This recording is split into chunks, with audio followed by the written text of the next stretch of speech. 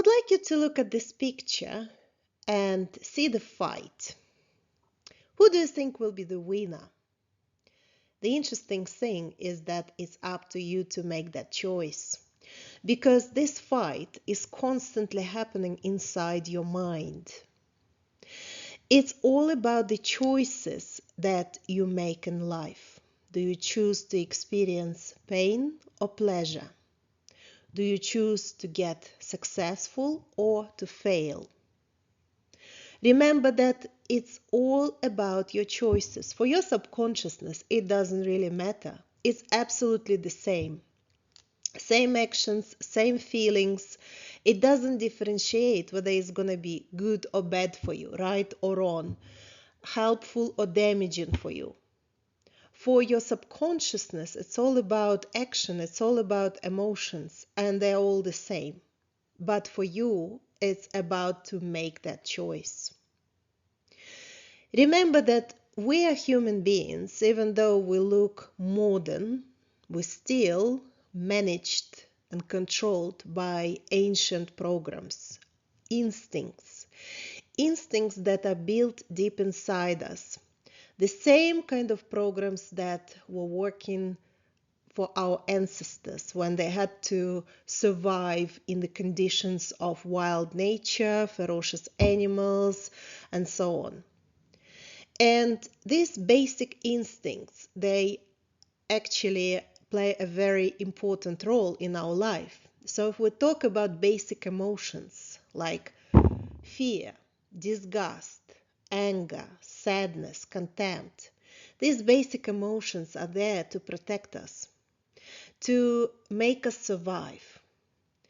And we don't have to put any efforts for them to be awakened, because they're there.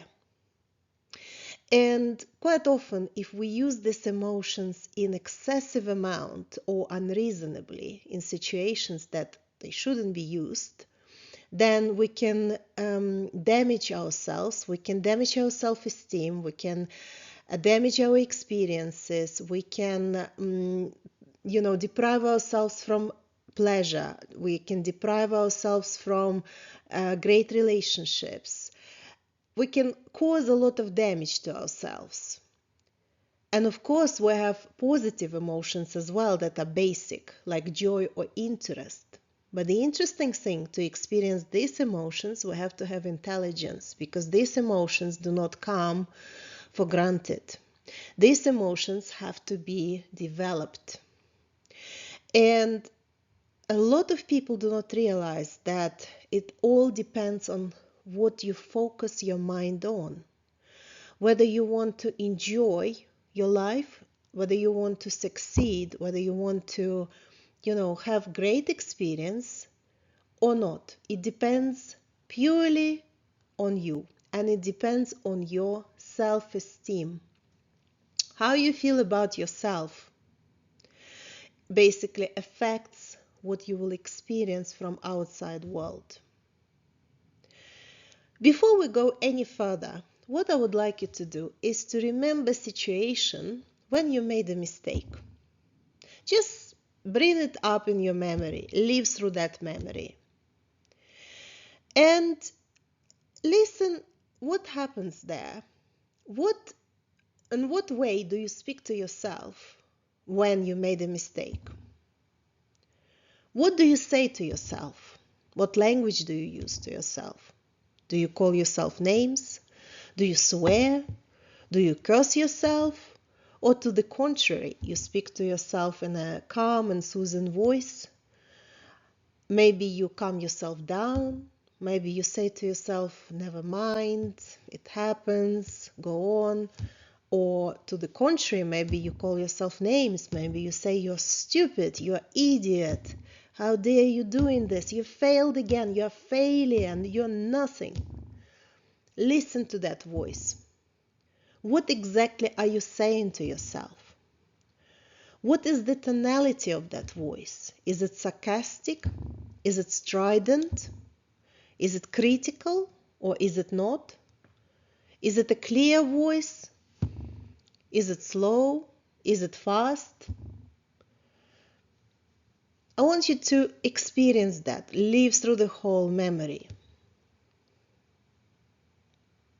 And then, please ask yourself, if your friend's child or your work colleague made the same mistake, would you speak to them in the same way?